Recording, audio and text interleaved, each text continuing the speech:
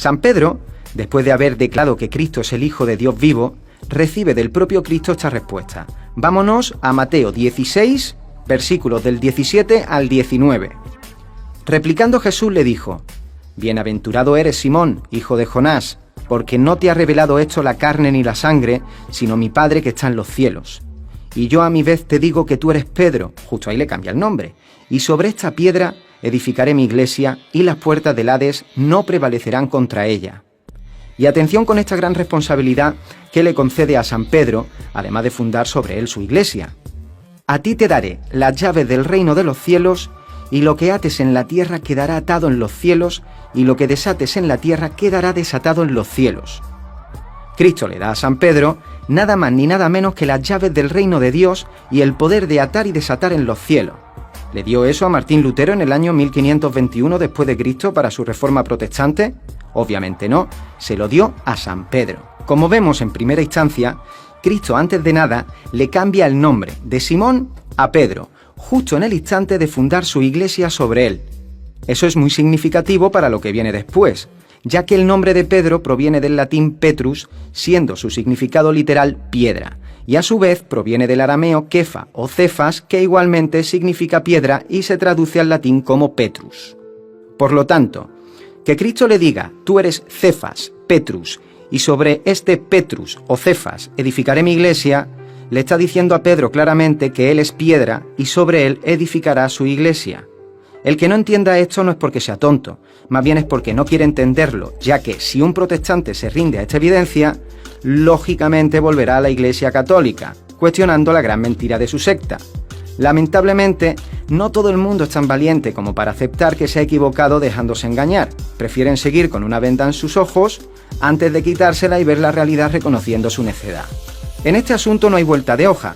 Queda bastante claro y es un asunto que los protestantes difícilmente pueden rebatir para, a su antojo, cambiar la interpretación real por otra adulterada que no guarda ninguna lógica. Frente a esto, la mayoría de protestantes lo que usan para tratar de desmontar esta realidad es repetir una y otra vez que la roca es Cristo y no San Pedro. Pero ningún católico piensa que la roca sea San Pedro y no Cristo. Obviamente la roca sobre la que se sustenta absolutamente todo es Cristo, tal y como detalla la Biblia. Eso es innegable. Pero San Pedro es la piedra sobre la que Cristo edificaría su iglesia, tal y como detalla el Evangelio de San Mateo. Si no, ¿para qué le cambió entonces Cristo el nombre a Simón por un nombre que significa piedra? ¿Por antojo? ¿Por capricho? Pues no, claro que no. Se lo cambió porque fundaría su iglesia en él. Es muy simple. Lamentablemente, la mayoría de los protestantes odiadores de la Iglesia Católica no saben diferenciar entre una roca y una piedra, pero no pasa nada. Aquí lo vamos a explicar. Mira. Esto es una roca, grande, extensa, durísima e inamovible. Y esto es una piedra. Como podéis observar, es más pequeña que la roca. Repito, esto es una roca. Y esto es una piedra. Esta piedra no puede ser roca porque es piedra. Y esta roca no puede ser piedra porque es roca. ¿Hasta ahí todo bien? ¿Lo pilláis? Bueno, profundicemos más. ¿Una roca puede sujetar sobre sí misma una piedra? Por supuesto, sobre la roca se puede colocar sin problemas una piedra. Pero, ¿sobre una piedra se puede sujetar una roca? Por lógica aplastante y nunca mejor dicho, no puede, porque en el momento en que trates de colocar una roca sobre una piedra, la piedra sería aplastada y destruida por el peso de la roca. Quizás esto, superficialmente, te parezca una tontería, pero si lo profundizas te darás cuenta de que te estoy explicando algo que va mucho más allá de colocar piedras y rocas literalmente. Vamos a otro detalle significativo. Cristo dice, mi iglesia, en singular, es decir, una iglesia. Iglesia significa asamblea. Por lo tanto, es una asamblea, y si es una, significa que está unificada. Los protestantes dicen que la iglesia somos todos los creyentes en Cristo, entre católicos y las más de 36.000 sectas protestantes. Pero, ¿esto es un ejemplo de una iglesia unificada tal como dejó claro Cristo? En absoluto, y menos cuando uno y otro mantienen diferencias y hasta se agreden verbalmente entre sí, porque la doctrina entre una secta protestante y otra y la doctrina de la Iglesia Católica son totalmente diferentes. ¿Hay más responsabilidades que Cristo le pidiera a San Pedro? Sí. Veamos Juan 21, versículo del 15 al 19. Después de haber comido, dice Jesús a Simón: Simón de Juan, ¿me aman más que a estos? Le dice él: Sí, Señor, tú sabes que te quiero. Le dice Jesús: apacienta mis corderos. Vuelve a decirle por segunda vez: Simón de Juan, ¿me amas? Le dice él: Sí, Señor, tú sabes que te quiero. Le dice Jesús: apacienta mis ovejas. Le dice por tercera vez: Simón de Juan, ¿me quieres? Se entristeció Pedro de que le preguntase por tercera vez: ¿me quieres? Y le dijo: Señor, tú lo sabes todo, tú sabes que te quiero. Le dice Jesús: apacienta mis ovejas. 3 veces le pidió Cristo a San Pedro que fuese él quien apaciguase y tranquilizase a sus ovejas, refiriéndose a sus seguidores. Este cometido se lo dio a San Pedro y a nadie más, tradición que sigue en nuestros días haciendo, por ejemplo, el Papa Francisco. La mayoría de luteranos protestantes dicen que cómo es posible que la Iglesia Católica sea santa cuando ha habido casos de pedrastia entre los sacerdotes católicos. Lo primero que respondo a eso es ofrecer todos los casos de pastores protestantes condenados por pedrastia, que de hecho superan porcentaje al de sacerdotes católicos. Pero esto no consiste en ver quién ha pecado más. Esto lo digo para explicar que la Iglesia Católica es santa porque fue fundada por el más santo, Jesucristo, y no porque todos los sacerdotes y todos los católicos en general seamos santos, más bien al contrario, somos pecadores, y por eso estamos con Cristo y su única Iglesia. ¿O es que acaso Cristo no vino a por los pecadores sino a por los justos? Hasta los apóstoles pecaron. San Pedro, sin ir más lejos, traicionó a Cristo negándole 3 veces, para luego, tras la resurrección de Jesucristo, recibir las llaves del reino de los cielos. O Aarón, que hizo el becerro de oro y fomentó la idolatría entre los israelitas mientras Moisés estaba ausente, o el rey David, o el rey Salomón. Todos pecamos. Algo que los protestantes luteranos deberían hacer es grabarse a fuego en sus cabezas y corazones aquella frase que dice: quien esté libre de pecado, que tire la primera piedra. El problema es que ellos suelen tirar esa piedra aún sin estar libres de pecado. La Iglesia Católica tiene santos, las iglesias protestantes no los tienen. Y si no los tienen, ¿qué santos vendrán con Cristo, como profetiza la Biblia para el fin de los tiempos, si los protestantes no tienen santos? Es obvio, los santos de la Iglesia Católica. Los luteranos protestantes dicen: Dios no mora en templos de piedra hechos por el hombre. A lo que yo respondo: ¿acaso Dios no es omnipresente y está en todos sitios? Porque decir eso deja a Dios sin omnipresencia, poniéndolo como un cualquiera y negando que es todopoderoso. Pero al mismo tiempo que los protestantes dicen eso, vemos cómo ellos construyen sus propias iglesias o alquilan locales comerciales para montar sus iglesias ahí, porque al parecer Dios sí mora en sus templos. Curioso, ¿verdad? Martín Lutero fue un sacerdote católico excomulgado, es decir, expulsado de la Iglesia, que inventó la teoría de la libre interpretación de la Biblia alrededor del 1521 después de Cristo, es decir, hace apenas 500 años, y que cada cual la interpretase como le diese la gana, independientemente de la tradición católica y la interpretación apostólica de la Biblia desde hace 2000 años. Recordemos que tradición proviene del latín y significa transmisión, entrega. Los luteranos protestantes también dicen que fue el emperador Constantino quien fundó la Iglesia Católica. Cristo, por ser Dios, no puede equivocarse ni engañarnos. Prometió a sus apóstoles y a sus sacerdotes que Él estaría con ellos hasta el fin del mundo y que las fuerzas del mal no podrían prevalecer contra su Iglesia. Por consiguiente, pretender que la Iglesia verdadera se acabó en el siglo IV y que a partir de ahí el emperador Constantino fundó la Iglesia Católica es antibíblico y antihistórico. Es una afirmación típica de analfabetos y de personas con muy poca cultura. En la Iglesia Católica se realiza el bautismo, la Eucaristía, que es lo que se celebró en la Última Cena, la confesión y, en definitiva, todos los sacramentos. Pero no podemos decir lo mismo de las iglesias protestantes, en las cuales no hay confesión, no hay Eucaristía, no hay santos, no hay nada. Solo un hombre vestido con traje, gritando mucho desde un micrófono y pidiendo dinero. Lutero además también quitó 7 libros de la Biblia, los deuterocanónicos, los libros de Tobías, Judith, Esther, Daniel, Primera de Macabeo, Segunda de Macabeo, el libro de Sabiduría, que es una pasada de libro, Eclesiástico, también llamado Sirach, y Baruch. Lutero no solo eliminó libros del Antiguo Testamento, sino que quiso eliminar algunos del Nuevo Testamento e hizo cambios en el Nuevo Testamento para adaptarlo a su doctrina. Los protestantes luteranos también dicen que la palabra católica no aparece en la Biblia, Pero es que no hace falta que aparezca, porque católico tiene un significado, significa universal, una para todos los cristianos. Iglesia, recuerda que significa asamblea. Católica significa universal. Por lo tanto, Iglesia católica significa asamblea universal. Decir católico y decir cristiano es la misma cosa. La Iglesia, dijo San Agustín, es el pueblo cristiano esparcido por toda la redondez de la tierra. Además, desde el año 107 después de Cristo, San Ignacio Mártir, segundo obispo de Antioquía de Siria después de San Pedro, ya utilizó el término Iglesia católica. Ojo, en el 107 después de Cristo. Los rusos y griegos ortodoxos, por ejemplo, se separaron de la Iglesia católica en el año 1054 después de Cristo. Los protestantes y los evangélicos empezaron con Martín Lutero a partir del 1521. Los anglicanos fueron fundados en 1534 por el rey de Inglaterra, Enrique VIII, porque el Papa no le permitió divorciarse. Todas las demás sectas nacieron de la Revolución Luterana. Los Testigos de Jehová fueron fundados en Estados Unidos en 1871 por Charles Taze Russell. Los mormones en 1830 después de Cristo por Joseph Smith. Los de la supuesta luz del mundo en 1926 por Eusebio Joaquín González en México. Los que se llaman cristianos realmente son protestantes disfrazados. De todas estas sectas, ninguna tiene 21 siglos, ninguna viene de los apóstoles. Ahora bien, si Cristo no las fundó, ¿qué garantía de veracidad y legitimidad pueden tener? Absolutamente ninguna. Al contrario, la Biblia, la historia, el sentido común y la justicia las condenan como usurpadoras de misión y función.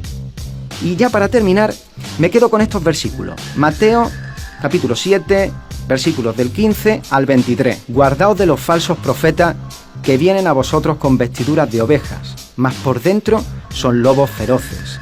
No todo el que me dice, Señor, Señor, entrará en el reino de los cielos, mas el que hace la voluntad de mi Padre, que está en los cielos, éste entrará en el reino de los cielos. Muchos me dirán en aquel día, Señor, Señor, ¿acaso no profetizamos en tu nombre? En tu nombre no lanzamos demonios, y en tu nombre obramos muchos prodigios. Y entonces les declararé, nunca jamás os conocí, apartaos de mí, los que obráis la iniquidad. Creo que ya no hace falta añadir mucho más. La Iglesia Católica es la auténtica Iglesia de Cristo y fundada por Él mismo, tal como indica la Biblia. La mayoría de protestantes, movidos por un fortísimo sentimiento anticatólico, tratan de hacer lo posible para desmentir la doctrina católica, aunque eso les lleve a inventarse el significado de las palabras para justificar su errado pensamiento de Jesús no es religión. Esta frase la dicen continuamente, con la que creen haber llegado a un nivel espiritual más elevado que el pobre católico, que no se ha percatado de esta gran verdad, entre comillas. Pero, ¿se trata de una gran verdad? Analicemos esta cuestión. Esta ideología se ha convertido progresivamente en un pilar dentro de la creencia protestante luterana, la negación de la religión. Es sorprendente oírles decir cosas como Cristo no es religión, yo no pertenezco a ninguna religión, lo mío es una relación personal y verdadera con Jesucristo, y frases por el estilo. Además, probadlo en foros de debate o incluso daros una vuelta por los comentarios de mis vídeos de YouTube y podréis observar que es algo que repiten como un mantra, una y otra vez. Están programados para repetir siempre lo mismo unos y otros, no falla. Para buscar el significado real de la palabra religión, debemos buscar la fuente más autorizada en el mundo en lo que se refiere a significado de palabras en español, el diccionario de la Real Academia de la Lengua Española. Dice sobre religión: conjunto de creencias o dogmas acerca de la divinidad, de sentimientos de veneración y temor hacia ella, de normas morales para la conducta individual y social y de prácticas rituales, principalmente la oración y el sacrificio para darle culto, virtud que mueve a dar a Dios el culto debido. Y veamos la enciclopedia Microsoft Encarta. Dice, en términos generales, forma de vida o creencia basada en una relación esencial de una persona con el universo o con uno o varios dioses. Repito, creencia basada en una relación esencial, ya que ellos hacen referencia a que lo suyo es una relación personal con Jesucristo y eso no es religión. En este sentido, y sistemas tan diferentes como budismo, cristianismo, hinduismo, judaísmo y sintoísmo pueden considerarse religiones. Sin embargo, en un sentido aceptado de una forma corriente, el término religión se refiere a la fe en un orden del mundo creado por voluntad divina, el acuerdo con el cual constituye el camino de salvación de una comunidad y por lo tanto de cada uno de los individuos que desempeñen un papel en esa comunidad. En este sentido, el término se aplica sobre todo a sistemas como judaísmo, cristianismo e islam, que implican fe en un credo, obediencia a un código moral establecido en la escritura sagrada y participación en un culto. En su sentido más específico, el término alude al sistema de vida de una orden monástica o religiosa.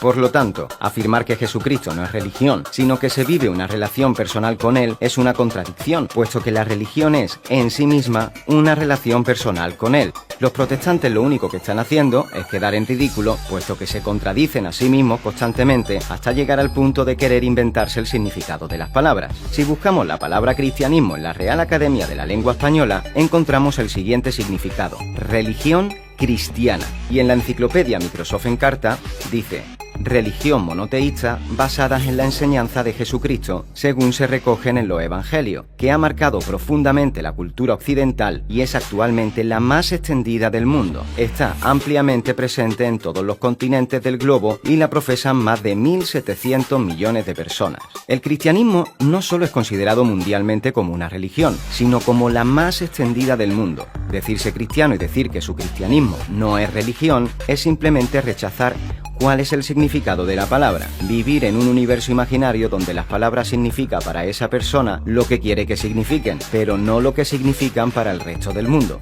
Decirse cristiano y decir que su cristianismo no es religión es simplemente rechazar cuál es el significado de la palabra. Si eres cristiano, el cristianismo es tu religión. De eso no hay duda. No importa que a alguien no le guste la palabra, que haya desarrollado antipatía por ella. El significado no será cambiado de todos los diccionarios del mundo simplemente porque esa persona sienta o crea que no es religión. Veamos qué dice la palabra de Dios sobre religión, ya que si los protestantes tuvieran razón, debería haber algún pasaje bíblico que apoye su postura. ¿Realmente la hay? Pues no. No la hay. En toda la Biblia no hay ni un solo pasaje bíblico que hable mal de la religión. Por lo contrario, la palabra religión, religioso, religiosa aparece 7 veces y en ninguna de ellas puede verse un significado negativo, sino todo lo contrario. Vámonos a Juan 9:31. Sabemos que Dios no escucha a los pecadores, mas si uno es religioso y cumple su voluntad, a ese le escucha. Este pasaje narra la forma en cómo ese hombre que era ciego refuta a los fariseos que no se explicaban cómo pudo haber sido sanado por Jesús. Cuando los fariseos le insultan, él les contesta con estas sabias palabras para darles a entender que si Cristo le sanó es porque Dios le escuchaba. Pero muy interesantes las palabras que utiliza. Si uno es religioso y cumple su voluntad, a ese le escucha. Lo mismo Pablo, cuando fue perseguido por los judíos. La Biblia nos enseña que fue perseguido por su religión.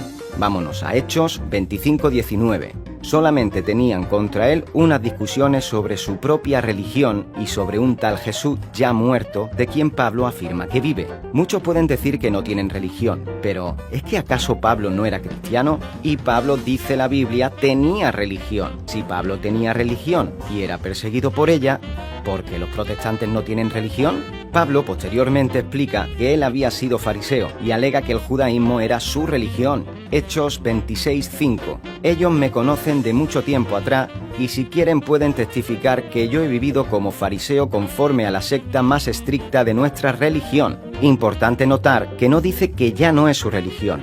Notemos que cuando Pablo dice nuestra religión, implica que la considera suya también.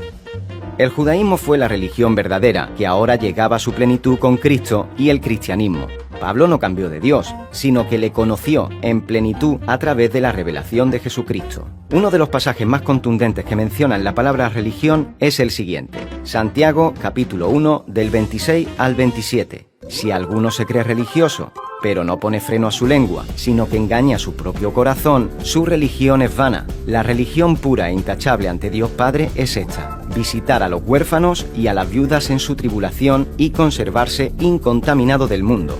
El pasaje no dice que la religión sea mala, o que el cristiano no tiene religión, sino que hay una religión pura e intachable ante Dios Padre. Una religión cuya característica es que se vive desde el interior, que se manifieste en obras, en caridad para los necesitados y en mantener una vida limpia de pecado. El problema nunca ha sido la religión. La religión es indispensable. El problema para muchos de nosotros pudo haber sido vivir la religión exteriormente, pero no desde el interior. No tener una religión fundada en una fe viva, activa. Como decía Santiago, una fe sin obra, una fe muerta. Santiago 2:26. Porque así como el cuerpo sin espíritu está muerto, así también la fe sin obra está muerta.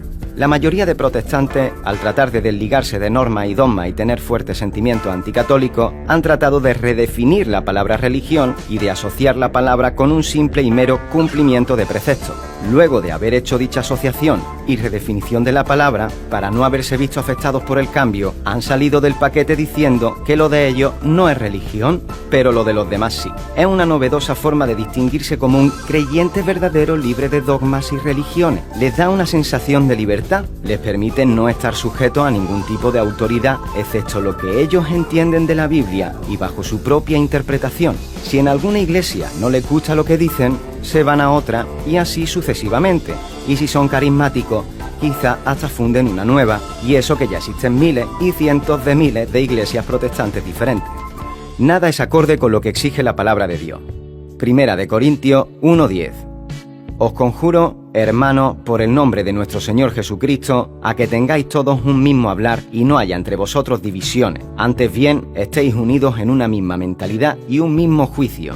Este pasaje no es una sugerencia, es una orden en nombre de Cristo, la que exige a los cristianos unidad, pero no la unidad aparente, sino una unidad que implica cohesión de fe tanto en mentalidad y juicio. ¿Qué consecuencia trae esta ideología? Sin darse cuenta, están apoyando el lema marxista bajo el cual miles de cristianos han sido perseguidos y sometidos y que reza de la siguiente manera: la religión es el opio de los pueblos y prepara al cristiano poco instruido a ser víctima del engañoso New Age, que predica exactamente lo mismo, pero que va más allá todavía, afirmando que todas las religiones son iguales, cristianismo incluido. Para ellos Cristo es un simple iluminado, rebajándolo al nivel de Mahoma, Sai Baba, Dalai Lama y otros tantos. Son muchas las sectas protestantes que critican que los católicos bauticemos a los niños siendo bebés en vez de dejar que crezcan y elijan libremente ser bautizados o no. El hecho de que un cristiano sea católico protestante critique esto es una opinión movida por el maligno y ahora os voy a explicar por qué. Todos queremos como humanos amar y ser amados, y ser cristiano no significa otra cosa que practicar el mandamiento del amor. Amaos los unos a los otros como yo os he amado. El amor auténtico nunca ha sido un mal para nadie. Que un niño goce del amor de sus padres ya desde la concepción no es ningún condicionamiento negativo sobre la libertad y voluntad del niño. Más aún, es lo más hermoso que un niño puede poseer, el amor y afecto de sus padres. Qué triste es ver a niños maltratados y rechazados por sus propios padres. ¿Por qué entonces será el amor de Dios un mal para el nuevo bautizado? Gozar del amor de Dios es lo máximo que se puede pedir, y nosotros no tenemos el derecho de privar a nadie del don de ser amado. El bautismo es la puerta del encuentro con Cristo, el fundamento de toda la vida cristiana y la incorporación al pueblo de Dios, la Iglesia. Es la acción santificadora de la gracia de Dios que se irá desarrollando a lo largo de toda su vida. El hombre que hoy se bautiza como niño llegará con la ayuda de la Iglesia a responder conscientemente a la gracia que ha recibido. Necesitará de sus padres y de la misma Iglesia, pues son quienes han proclamado la fe en nombre del niño y se han hecho garantía de la educación y del desarrollo de su fe. Quien no nace del agua y del Espíritu no puede entrar en el reino de Dios. Juan capítulo 3, versículo 5. Las objeciones contra el bautismo de los niños proceden de una triple ignorancia: ignorancia de los bienes del bautismo, de la palabra de Dios y de la práctica de la Iglesia. El bautismo nos hace hijos de Dios. Gálatas capítulo 4, versículos del 5 al 7. El bautismo es la fuente de la vida nueva en Cristo. Catecismo de la Iglesia Católica 1253. El bautismo nos lava del pecado. Hechos capítulo 2, versículo 38. El bautismo nos incorpora a Cristo. Romanos capítulo 8, versículo 29. Y Catecismo de la Iglesia Católica 1272. Y a la comunidad de salvación, Catecismo de la Iglesia Católica 1273. El bautismo nos imprime el sello del Señor con que el Espíritu Santo nos ha marcado para para el día de la redención. Efesios capítulo 4, versículo 30. Los padres privarían al niño de la gracia inestimable de ser hijo de Dios si no le administran el bautismo. ¿Qué dice la Biblia? Jesucristo lo dijo claramente a Nicodemo: quien no nace del agua y del Espíritu no puede entrar en el reino de Dios. Juan capítulo 3, versículo 5. Jesucristo no excluye a nadie. Todos necesitan del bautismo. Lo nacido de la carne es carne, lo nacido del Espíritu es Espíritu. Si un niño no está bautizado, no es nacido del Espíritu. Lo que enseña el Antiguo Testamento: los niños en la antigua alianza no esperaban a ser adultos para incorporarse al pueblo de Dios, sino que eran circuncidados al 8º día. Lo tenemos en Hechos capítulo 7, versículo 8. El bautismo sustituye la circuncisión, por eso los primeros cristianos bautizaban a los niños. La práctica de la Iglesia: en un inicio, la mayoría de los bautizados eran adultos. No era posible de otra manera porque era una iglesia de convertidos, pero ya desde entonces era costumbre bautizar casas enteras. Primera de Corintios capítulo 1, versículo 16, Hechos capítulo 16, versículos del 15 al 33. Los miembros de la casa incluían a las mujeres, a los niños y a los esclavos, aunque no se mencione. El bautismo era comparado con el arca de Noé, donde se salvaba la familia entera, padre e hijo. Primera de Pedro capítulo 3, versículo de 20 al 21. La salvación era para toda la familia. San Policarpo, que murió en el 155 después de Cristo, en el momento de su martirio, cuando se le pide abjurar de su fe en Cristo, atestigua: hace 86 años que le sirvo. Difícilmente podría haber dicho eso si no hubiese sido bautizado desde niño. Lo que enseña la Iglesia: la advertencia de Cristo en el Evangelio: quien no naciere de agua y del Espíritu no puede entrar en el reino de los cielos. Juan capítulo 3, versículo 5 de nuevo. Debe entenderse como la invitación de un amor universal e infinito, un llamado a su Hijo deseando para ello el mejor bien. Este llamamiento irrevocable y urgente no puede dejar al hombre en una actitud indiferente o neutral, ya que su aceptación es para él la condición del cumplimiento de su destino. La fe no es solo un acto personal, sino también una virtud sobrenatural. Los niños no son capaces de un acto sobrenatural de fe, pero sí pueden tener la fe como virtud sobrenatural. De la misma manera que el amor ha sido derramado en nuestros corazones por el Espíritu Santo que nos ha sido dado, es decir, por gracia y no por nuestro propio esfuerzo. Así también el Espíritu Santo da la fe a los que reciben el bautismo. Esto lo encontramos en la Doctrina de la Fe, Franco Amerio, párrafo 445. Ahora os voy a dictar las objeciones que presentan los enemigos del bautismo. Primera objeción: la fe es necesaria para el bautismo. Los niños no pueden hacer un acto de fe, por lo tanto no pueden ser bautizados. La Iglesia está de acuerdo. El bautismo es el sacramento de la fe. Catecismo de la Iglesia Católica 1253. El que creyere y se bautizare se salvará. Marcos capítulo 16, versículo 16. Por eso el bautismo jamás se ha administrado sin fe. Para los niños se trata de la fe de la Iglesia. Instrucción sobre el bautismo de los niños número 18. Os voy a poner un ejemplo. Entrar al cine sin boleto es un fraude, pero si otro paga mi boleto, tengo tanto derecho a entrar como si yo lo hubiera pagado. Cristo siempre exigió la fe para sanar a los enfermos, pero en el caso de los niños bastaba la fe de su padre o su madre, como es el caso de la hija de Jairo, Marcos capítulo 5, versículo 36, y de la hija de la Sirofenicia, Mateo capítulo 15, versículo 28. Nadie se puede dar la fe a sí mismo. El niño recibe la vida de sus padres y la fe de la Iglesia. Es una fe inicial, una semilla que después debe crecer y volverse adulta. Sin embargo, basta para recibir el bautismo. De esta forma los niños reciben la fe y con ella la vida eterna como un don gratuito de Dios a través de la Iglesia. Lo tenemos en el Catecismo de la Iglesia Católica número 169. El bautismo de los niños pone de manifiesto la gratuidad de la salvación. Dejad que los niños vengan a mí. ¿Recuerdan ese versículo bíblico? Segunda objeción: los niños no necesitan bautismo porque ellos son inocentes y no tienen pecado. El que no distingue confunde. Los niños no tienen pecados personales, pero sí tienen el pecado original. San Pablo opone a la universalidad del pecado, la universalidad de la salvación en Cristo. Por un solo hombre entró el pecado en el mundo, y por el pecado la muerte, y así la muerte alcanzó a todos los hombres, pues todos pecaron. Romanos capítulo 5, versículo 12. Si todos sufren la derrota del pecado, entonces todos necesitan el baño que nos lava del pecado, el bautizo. Partamos de la base que todos somos pecadores. El rey David dice en el Salmo 50: mira, en la culpa nací, pecador me concibió mi madre. Si el bebé, desde el seno de su madre, nace con culpa y es un pecador, quiere decir que también necesita el bautismo para el perdón de los pecados. Lo podemos leer en Hechos capítulo 2, versículo 37 y estudiarlo en el Catecismo de la Iglesia Católica número 1250 y 405. Tampoco olvidemos que todos somos ciegos. La historia del ciego de nacimiento. Juan capítulo 9. El ciego representa al cristiano porque todos nacemos ciegos a la fe y, por lo tanto, todos necesitamos lavarnos en la piscina del enviado, es decir, el bautismo de Cristo. Tercera objeción: no es bueno imponer a los niños una fe que ellos no han elegido. La fe ni es escogida ni es impuesta, sino que es don y gracia de Dios. Si el bautismo confiere a los hijos el bien sublime de la gracia divina, solo unos padres ignorantes o incrédulos podrán negar a su hijo este don. Pero además, ¿quién eres tú para negar a Jesucristo el derecho legítimo sobre aquel por quien él murió y resucitó? Cuarta objeción: objeción: Jesucristo se bautizó de grande y se bautizó en el río. Esta objeción revela una gran ignorancia de la palabra de Dios, porque Cristo recibió el bautismo de Juan, era un bautismo de penitencia. Nosotros, en cambio, recibimos el bautismo de Cristo, en fuego y espíritu. Por eso somos cristianos y no bautistas, y por eso los católicos bautizamos no como el bautista lo hacía, sino como Cristo manda, en el nombre del Padre, del Hijo y del Espíritu Santo. Lo tenemos en Mateo capítulo 28, versículo 19. Quinta objeción: ¿y qué hay de los niños que mueren sin bautismo? La Iglesia los confía a la misericordia de Dios, que quiere que todos los hombres se salven. Primera de Timoteo capítulo 2, versículo 4. Y a la ternura de Jesús con los niños, que le hizo decir: dejad que los niños se acerquen a mí y no se lo impidáis. Lo tenéis en Marcos capítulo 10, versículo 14. Esto nos permite confiar en que hay un camino de salvación para los niños que mueren sin el bautismo. Por esto es más apremiante aún la llamada de la Iglesia a no impedir que los niños vengan a Cristo por el don del bautismo. Lo tenemos en el Catecismo de la Iglesia Católica número 1261. Como podéis ver, el bautismo no es excluyente para los niños. Al contrario, hay que permitir que se bauticen y hacerle hijos de Dios. Si después quieren apartarse, siempre van a disponer de esa libertad, pero si la fe de sus padres es cristiana, debe ser responsabilidad de sus padres que continúen en ella sus hijos. El argumento antibautismo de infantes es argumento del diablo, y por eso no hay que escuchar a los que no lo permiten, porque aunque se denominen cristianos, en su esencia no lo son. Esto es todo desde el Desmontador de Mitos. Mi nombre, ya lo sabe, Rabasco.